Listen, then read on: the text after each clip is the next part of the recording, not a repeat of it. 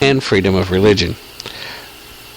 Again, I don't know that that's much better, because of the previous sign, he said he has no plans to take the new sign down. Now that's it. That made the USA Today. Like we mentioned earlier, this is a direct result of all this in-your-face celebration, mocking Christians, even assaulting Christians, assaulting ministers in some cases.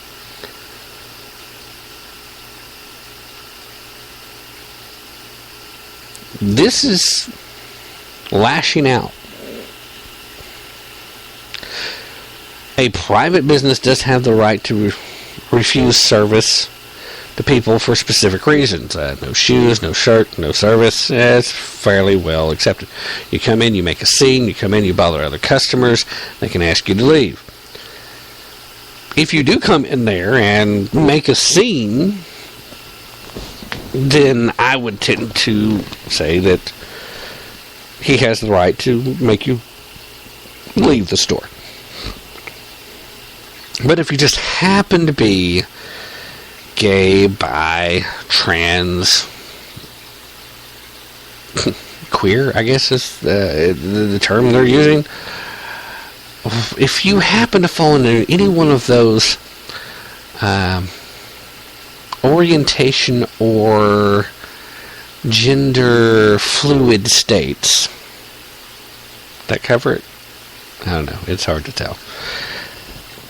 If you happen to fit one of those descriptions, you just happen to come in there and you buy some supplies and then leave, then I guess it's under the new sign that's okay, because you're not violating the store owner's rights.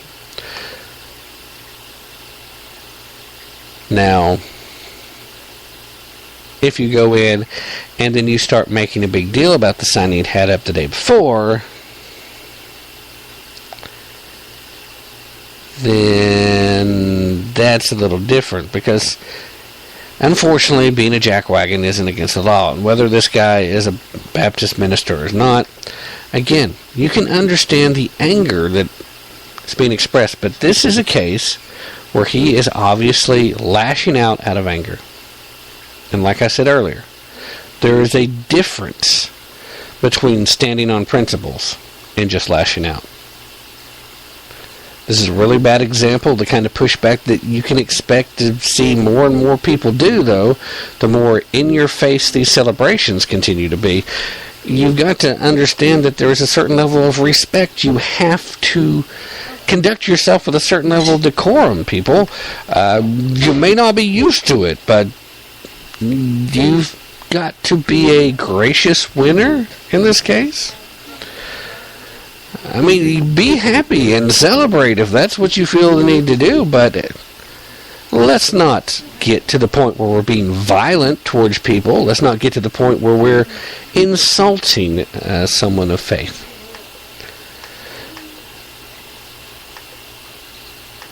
We knew it was just a matter of time, but a Montana polygamous family applied for a marriage license. We know this is going to be fought along the same lines and will eventually make its way to the Supreme Court. I can pretty much guarantee you. But I also can guarantee you that they're going to be trying to put the lid back on this can of worms. It's a little late, though. They've opened it. We heard several people say right off the bat that if they expand this, using this argument, you have to say the same thing applies to polygamists. I mean, it's conceivable somebody's going to want to try and get a marriage license for them and their dog or their cat. It's coming. We'll see how far it goes. Even if it gets struck down, they're going to appeal, and they're going to appeal. But see what's happened in Billings, Montana. Given the U.S. Supreme Court's recent ruling that same-sex marriage is legal in all 50 states, a Lockwood family is now looking to solidify rights of its own. Heard about the Colliers back in January when they appeared on an episode of TLC show Sister Wives, as they made a guest appearance. The polyamorous movement is a national push to allow marriage between multiple partners. Nathan Collier and his two wives, Vicky and Christine, said this past Tuesday that they were simply looking for equality. Nathan is legally married to Vicky, but also wants to legally wed Christine.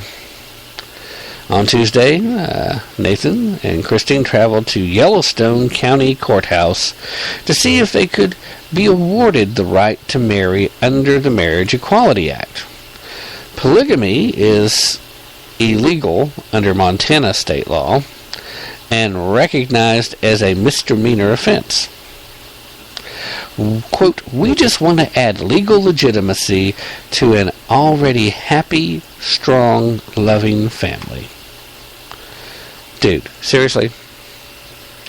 This legal legitimacy argument, the more legal you are, the more headaches you're going to have. They'll start tearing down what you've worked so hard to build up. The very notion of having to have a marriage license, it still continues to boggle my mind, but you know, when we open up a can of worms, we really know how to open up a can of worms, don't we? Yeah, I'm still looking. Where is some good news? Looking for good news, came across another terrible story from Ohio. Seems that there was a teacher who worked in Cincinnati. She's resigned since it became public. Seems she slapped a handicapped white child and screamed at him. Oh, by the way, the teacher was black. She screamed at the white handicapped child that blacks in America fought so they wouldn't have to, quote, serve white people like him. I don't remember that particular fight, just for the record. Anyway, she resigned not after students complained, but after her own teacher's assistant complained of her abusive actions. It was going on for months, apparently. Intervention specialist Pamela Bullock has left her position at Wayne Local Schools in Warren County after 4 teaching assistants wrote a letter to administrators detailing her abuse towards students. In one incident, the assistants reported that Ms. Bullock was taking care of a handicapped nonverbal student. When she became irate at him, Bullock threw a marker at the boy, hitting him in the head. Later that same day, a racial comment was directed towards the same student. After applying a bandage to the student's leg, Bullock said, quote, "Anything else, Your Highness? My people fought for years so we wouldn't have to serve white people like you." Bottom line is this chick isn't somebody who should lose her job. This is somebody who should be on her way to jail.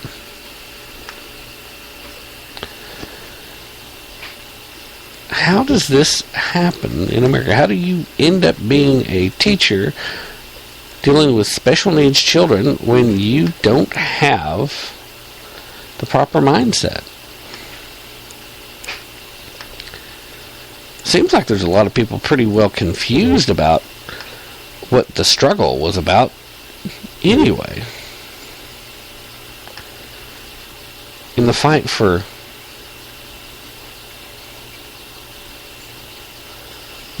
equality, somehow not taking care of your responsibilities in the job you accepted because the student was white? I mean, it doesn't sound to me like it was really so much about the kid being white as much as she didn't have the patience to deal with a handicapped kid. her statements might have been different, but I doubt that her actions would have been very different if the student was of any other color, based on what I'm hearing in the story.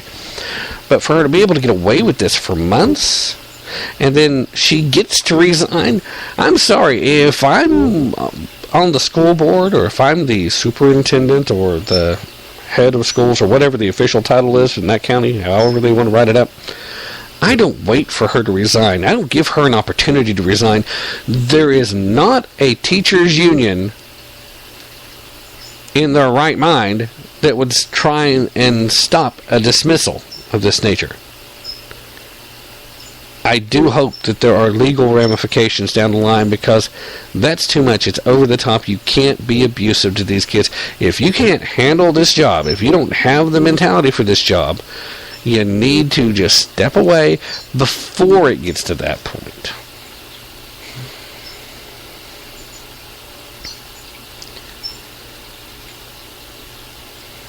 So, still looking for some good news.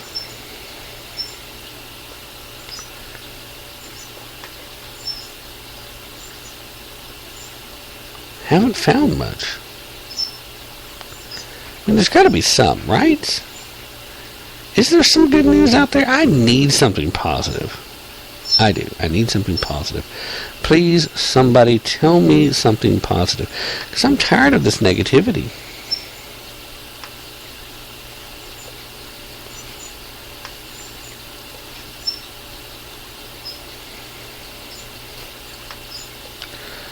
I mean, you've got the mayor in Memphis who wants to remove Nathan Bedford Forrest from the graveside.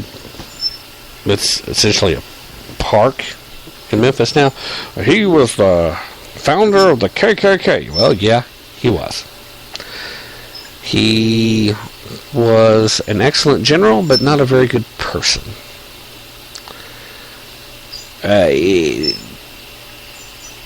I don't see the issue with him being buried there.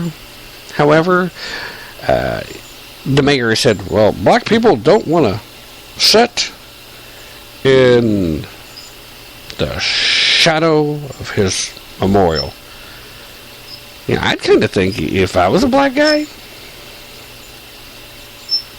you know, and I'm not identifying as black today, by the way. I'm not doing that. I'm just trying to think as if I were.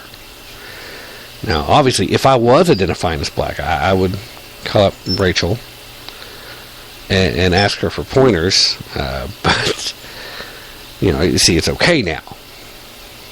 As long as you're sincere, you can identify. You know, you can be transracial in the modern world.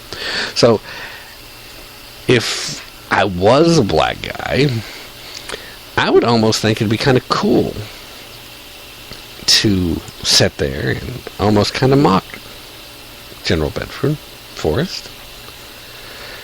Run, Forrest, run. I mean, it would be really cool, because, like, you know what?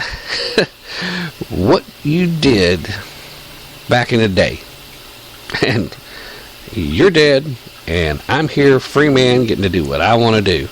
I'm taking a day off, I'm having a picnic, and I'm right here where I can laugh at your dead ass. That's probably where I would be. So I think if we're just going to keep looking for reasons to be offended, please, bottom line is, he's been buried there for over a century. Let's let sleeping dogs lie, for lack of a better metaphor.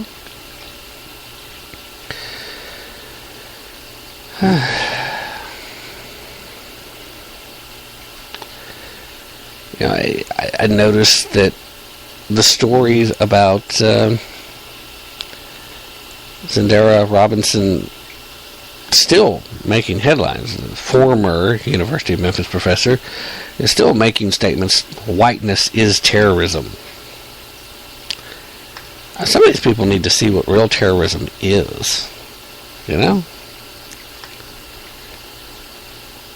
I'm about ready to start a GoFundMe page to take a bunch of these morons on a trip over to Syria and northern Iraq and let them get a good dose of what terrorism looks like under ISIS.